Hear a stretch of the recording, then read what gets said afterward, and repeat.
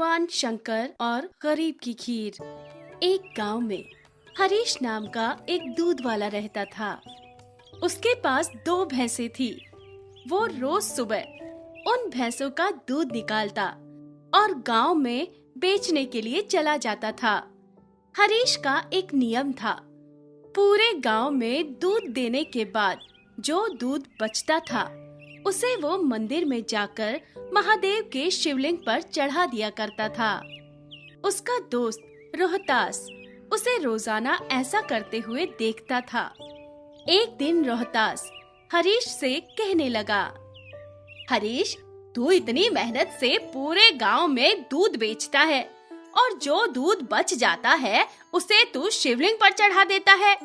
तू भी और लोगों की तरह थोड़े से दूध में पानी मिलाकर चढ़ा दिया कर और बचे हुए दूध से घी और दही जमाकर उसे बाजार में बेच दिया कर, जिससे तुम्हारी कमाई होगी।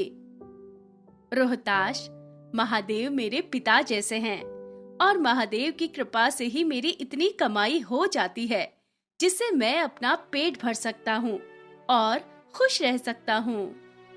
हरीश रोहतास की बात पर ध्यान नहीं देता था और रोजाना की तरह महादेव के शिवलिंग पर दूध चढ़ाने आता था। एक दिन मंदिर के पंडित जी ने हरीश से कहा, अरे हरीश, तुम रोजाना दूध चढ़ाकर महादेव का अभिषेक करते हो। तुम्हारी क्या इच्छा है जिससे तुम रोजाना ये सब करते हो? हरीश कहने लगा, मुझे भोलेनाथ से कुछ भी नहीं चाहिए। सब लोग भोलेनाथ पर पानी का दूध चढ़ाते हैं, जिससे मैंने सोचा कि कहीं महादेव जी कमजोर ना हो जाएं, इसीलिए मैं उनको दूध चढ़ा देता हूँ। एक दिन बहुत तेज बारिश हो रही थी।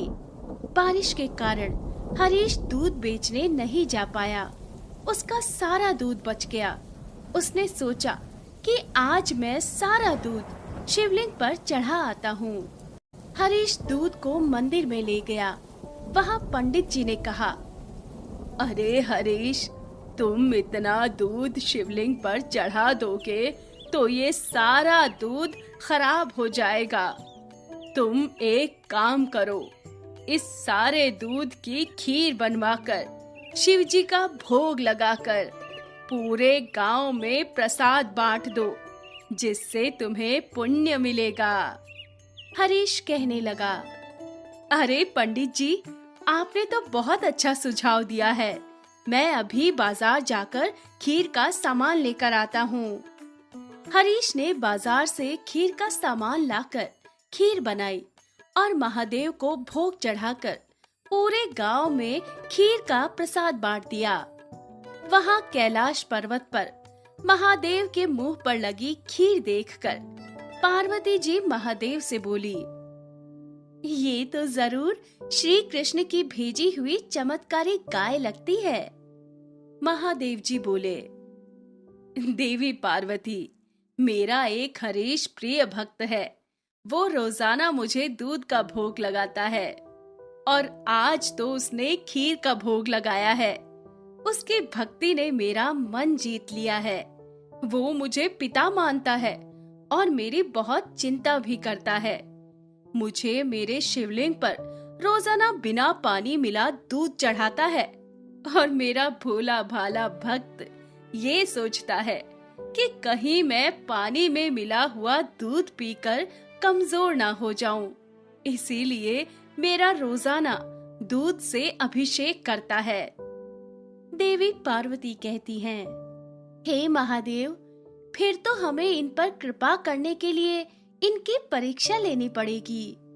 महादेव जी कहते हैं, फिर देरी किस बात की है देवी पार्वती, हम अभी पृथ्वी पर चलते हैं और हरीश की परीक्षा लेते हैं।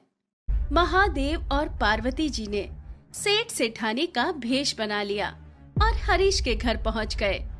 हरीश कहता है, अरे आइए आइए, आपको मुझसे क्या काम है? सेठ जी कहते हैं, हमने सुना है तुम तो बहुत अच्छा दूध बेचते हो। तुम अपना सारा दूध हमें बेच दिया करो। हम हर दिन तुम्हारा दूध ले लेंगे और तुम्हें दूध बेचने के लिए सारे गांव में भागना भी नहीं पड़ेगा। हमारे लोग यहीं से दूध ले जाया करेंगे और तुम्हें पैसे दे दिया करेंगे। हरीश कहने लगा, मैं अपना सारा दूध नहीं दे सकता, क्योंकि मेरी भैंस जितना दूध देती है उसमें से कुछ दूध से मैं महादेव का प्रसाद बनाता हूँ और महादेव के शिवलिंग पर दूध चढ़ाता हूँ। सेठ जी कहते हैं, अरे तुम हमें यहीं अपना सारा दूध दे दिया करो, मैं तुम्हें 4 गुने पैसे दूंगा, पर अपना सारा दूध दे दिया करो।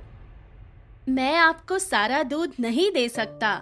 अगर आपको दूध चाहिए तो मैं मंदिर के लिए दूध निकाल कर तब आपको दूध दे दिया करूंगा। सेठ जी कहते हैं, चलो भाग्यवान, कहीं और से दूध ले लेंगे, ये तो महादेव का बड़ा भक्त लगता है। सेठ और सेठानी वहां से चले गए। कुछ दूर जाकर उन्होंने ब्राह्मण का भेष बना लिया।